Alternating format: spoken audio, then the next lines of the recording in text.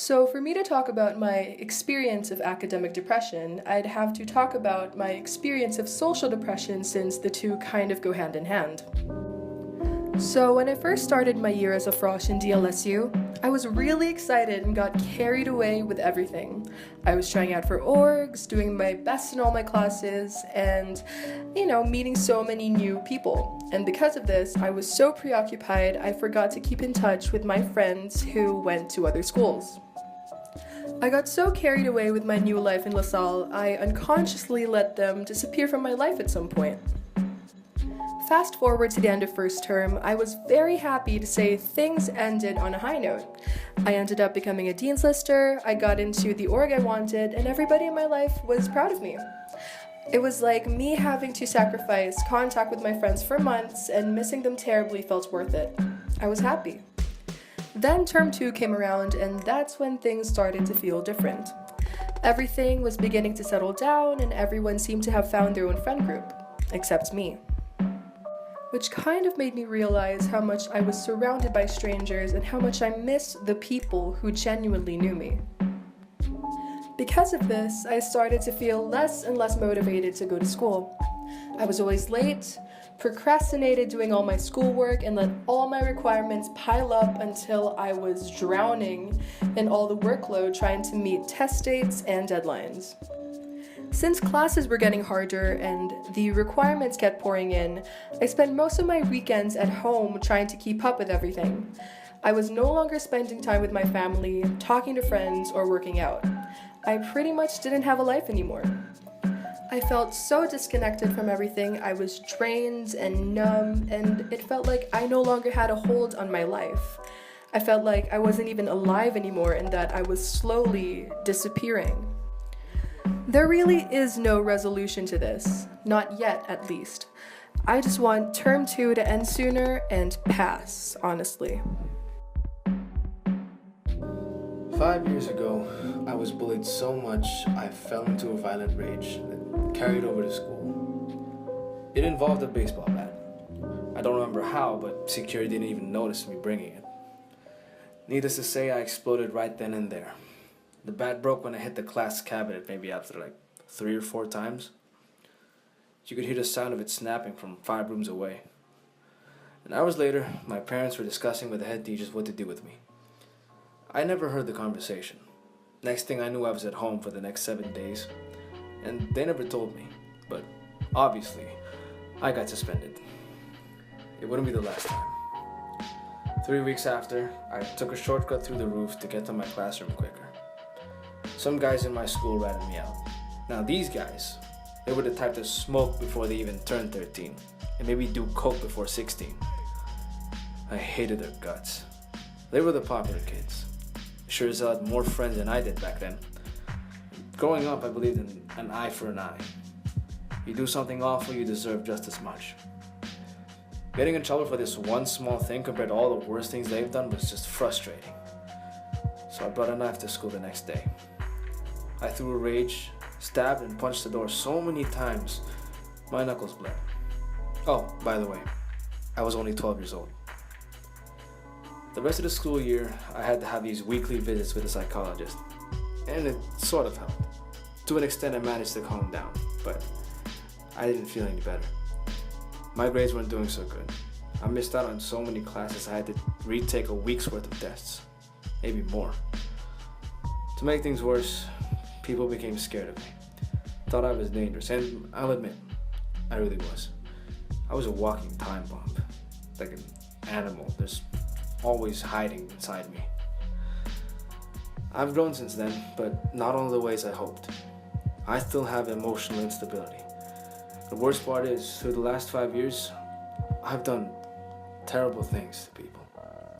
Things that make me feel like I shouldn't even be alive. But like I said, an eye for an eye. I'm no exception. But I never could kill myself. Never had the stones, even as a kid. Thought maybe it's a sign. It's scary to say the least, not knowing if I'll ever change who or what I am. It's like a shadow that follows me wherever.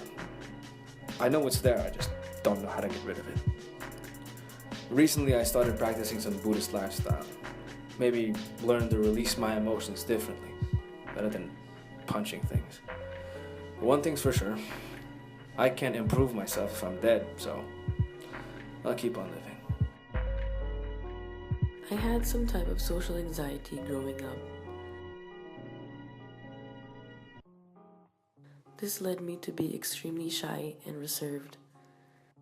I couldn't recite in class or do any oral presentations. To me, a simple presentation seems like you going up on a stage and the spotlight is on. My brain wouldn't stop having negative thoughts.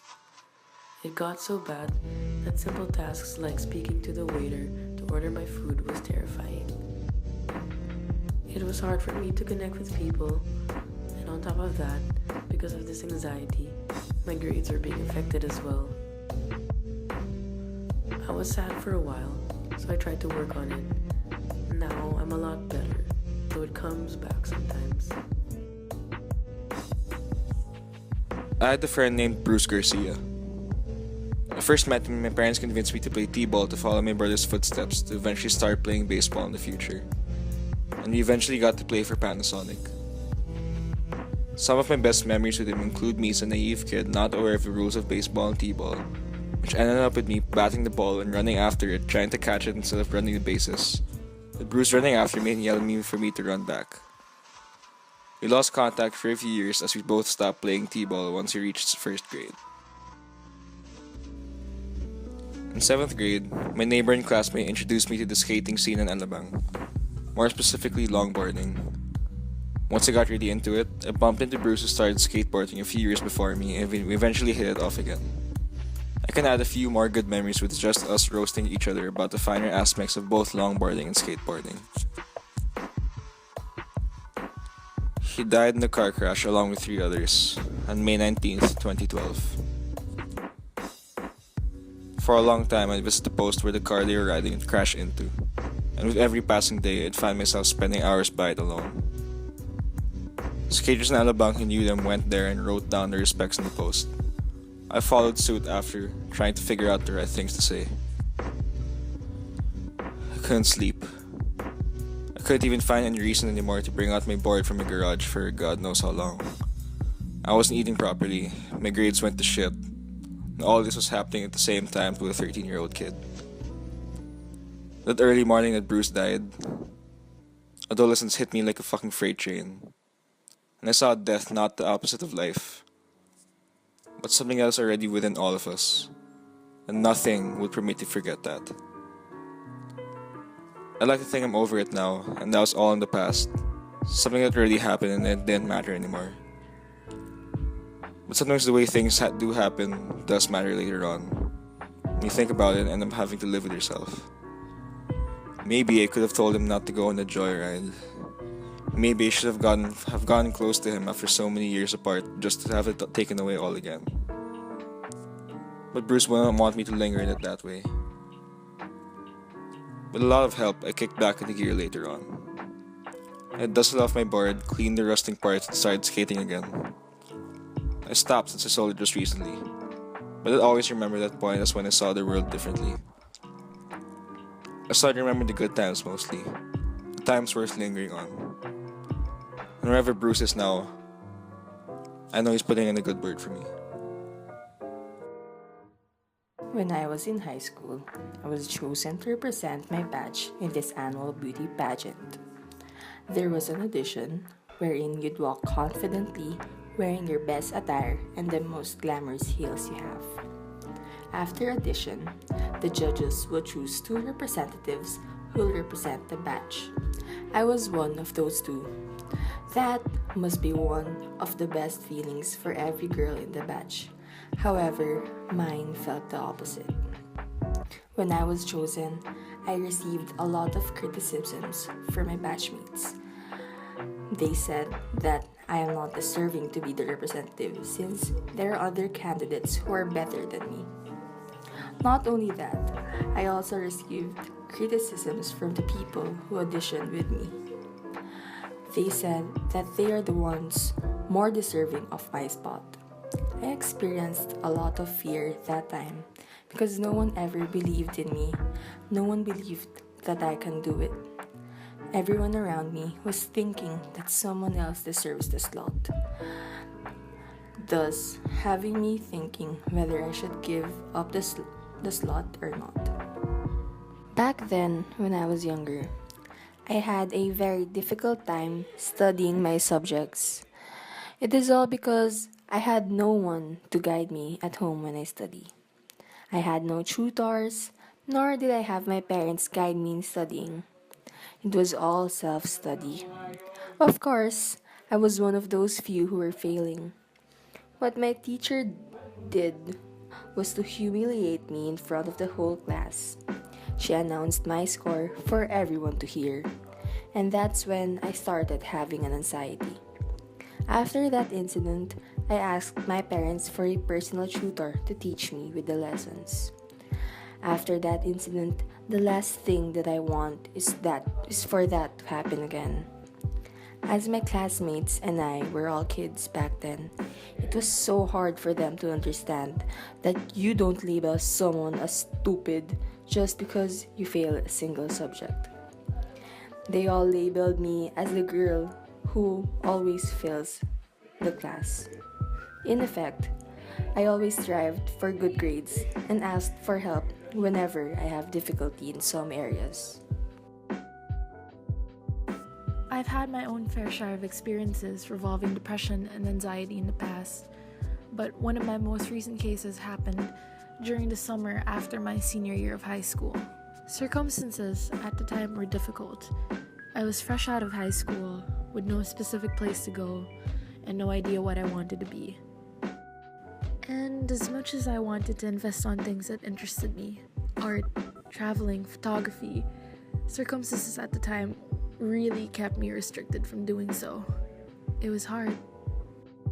On top of struggling with having to deal with how things were for me and my family back then, it was during that long period of break wherein I fell into a deep existential crisis.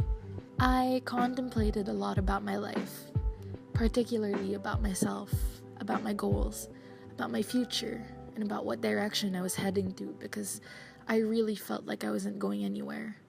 I felt useless, stagnant, like everybody else was going places, moving mountains, breaking boundaries, and doing something with their lives, while me, not so much. And I was afraid that things were going to be this way for me forever. Like, I felt like a nobody in a sea of somebodies. And it was like everything and everyone around me was changing so quickly, and I was suddenly thrown into this world that I couldn't really comprehend. People were moving on with ease into greener pastures, and I just couldn't picture myself doing the same. At least, not then. And frankly, it is a terrible, terrible feeling. And I believe that nobody should ever have to feel the way I felt back